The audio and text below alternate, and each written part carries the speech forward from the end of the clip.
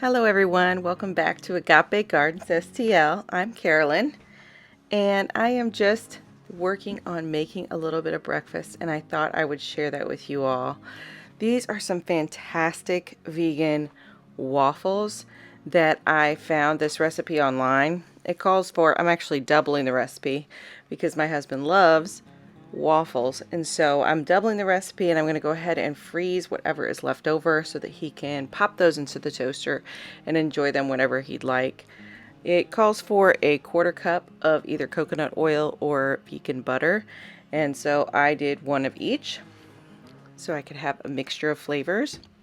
It also is really, the recipe really encourages sifting the flour to make them more fluffy. And so I did that. This recipe is really delicious. I'll link it in the description below.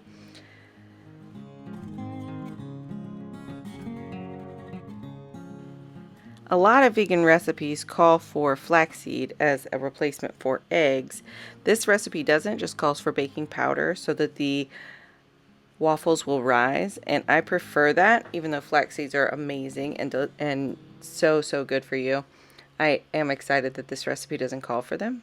And then this is just a little bit of vegan buttermilk, which is essentially soy milk with some apple cider vinegar in it that kind of curdles it, and some vanilla.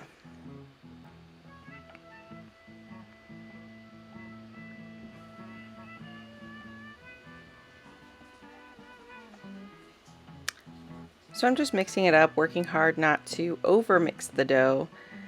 It should be kind of lumpy whenever you're going to put it into your waffle iron, or you could probably use the same recipe to make pancakes.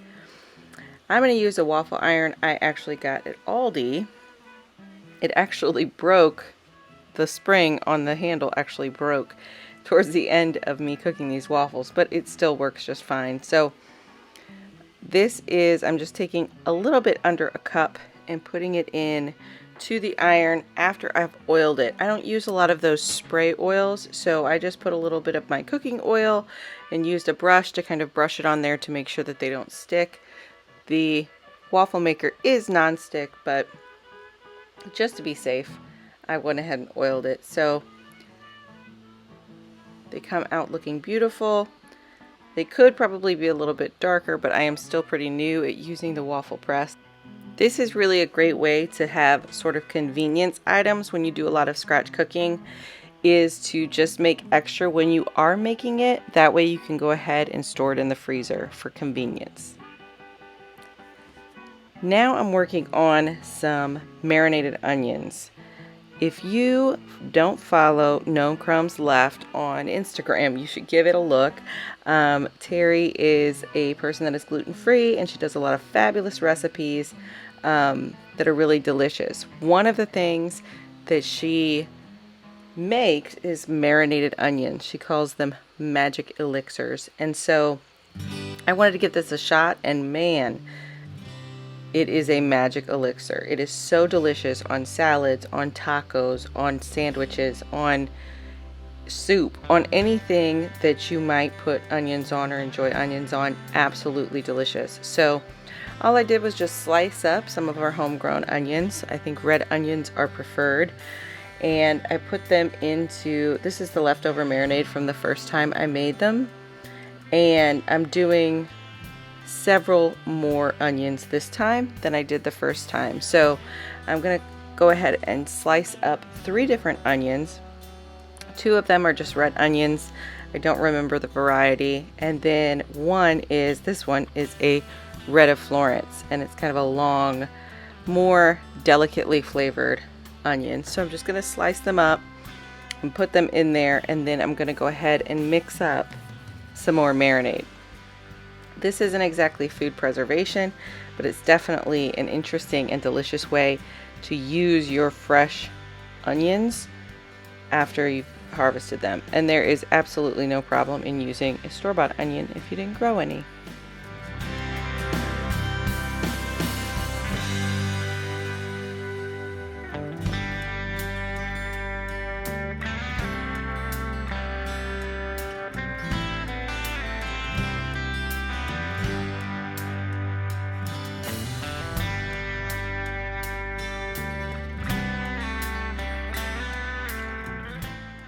So it's really important when you make the marinade to use good quality ingredients. I have a really good olive oil here, and I'm going to put 3/4 of a cup into my measuring cup. I will go ahead and link the blog post below that has the recipe for the marinated onions.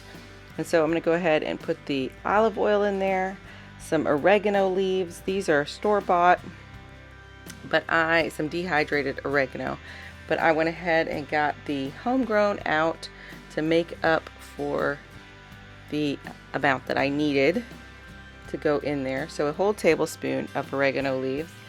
And as I'm thinking about this, I'm sure that you could use any dried herb that you enjoy on your marinated onions. But the oregano is delicious. It's a very powerful herb, so it gives a lot of flavor. And then we're just going to go ahead and add some red wine vinegar, some grape balsamic vinegar. It's really sweet. They only recommend 1 to 2 teaspoons, but I went ahead and add a little bit more because I love that balsamic vinegar so much.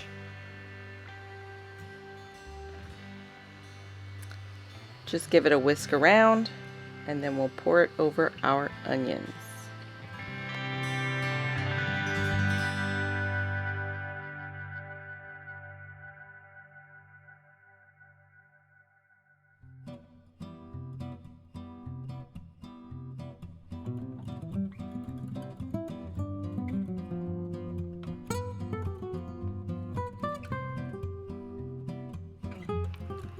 So here we are at our lot that we have a garden on, harvesting some okra.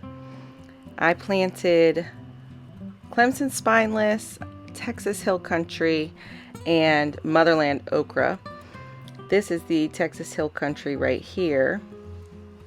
And so we're just going through harvesting any that we can find. Some of them are too large, which we'll deal with when we get into the kitchen. But we're just harvesting some beautiful okra. I thought it would be nice for you all to see some of the things that we're growing. We have some corn. Here I am just trying to figure out where the ears of corn are going to grow on this. All of this is drying corn. So this is corn that we'll use for making popcorn. We eat a lot of popcorn in the winter. Here is a purple popcorn variety that I got from M.I. Gardner. There appears to be some kind of rotting on the end, so we'll see what happens with that.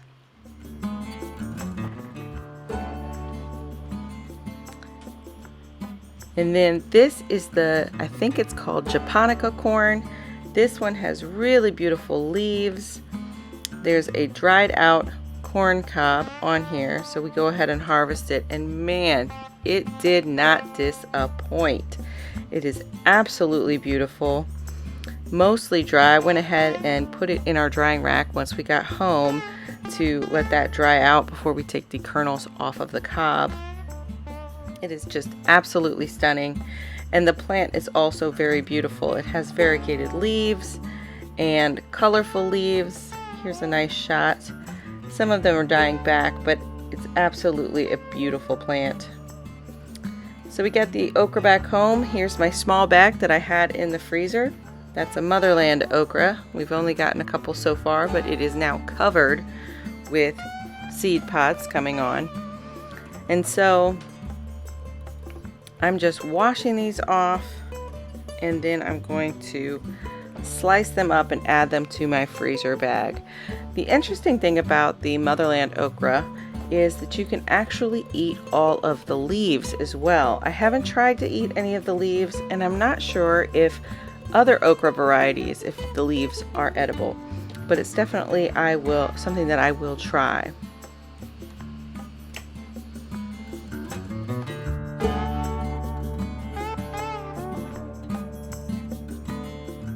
So you can see some of these are too tough, they're too fibrous. I'm tasting them to see if they're too fibrous to be saved, and that one was. And so any of those I'll just set to the side and put in the compost. Again, too tough. So I am mostly going to be using this frozen okra for gumbo. I have heard of several other recipes where people use frozen okra one of which I just heard of on the channel The Rooted Dietitian here on YouTube. And she was talking about using the okra with tomatoes and onions and a bunch of seasonings, and that being a side dish that her family enjoyed. I have also heard of people cooking them down with greens and a smoked piece of meat, a turkey neck or a ham hock or something like that. And so that might be delicious. So there are lots of ways to use this okra. You can also include it in other things like rice or stir fries or anything like that. It's absolutely good for you and very delicious. I had another harvest of okra since that one you all saw. This one's much more fresh, and there's a lot of mucilage. That's that slimy stuff in the okra, which is actually really, really good for you. So this is a little bit more of a sticky job, but these are much more young and tender and go into the bag really easily.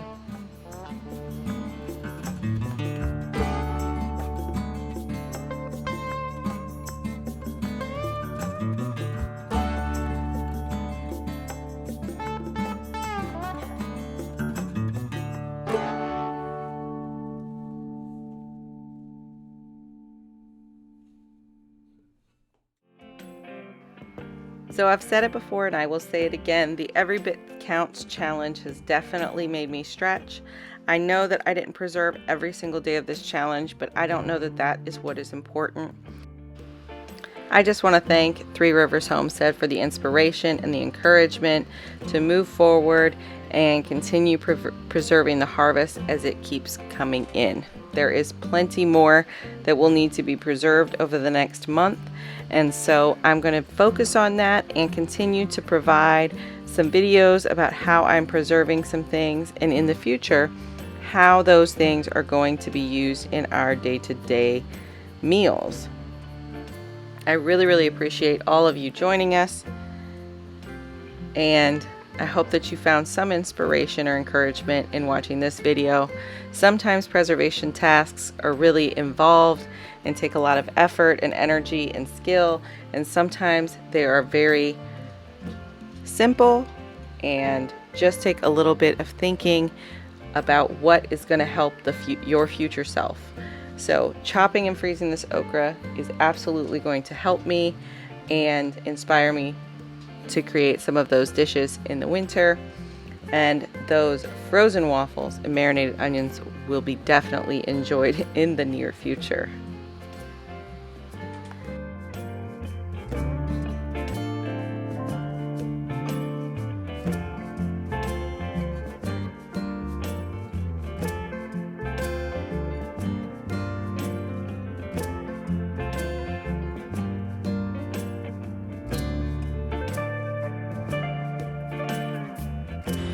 I hope you've enjoyed another video from us at Agape Gardens, and I wanted to say thank you for watching. If you enjoyed this video, please consider subscribing and give this video a thumbs up. It really helps the channel. I hope to see you all next time.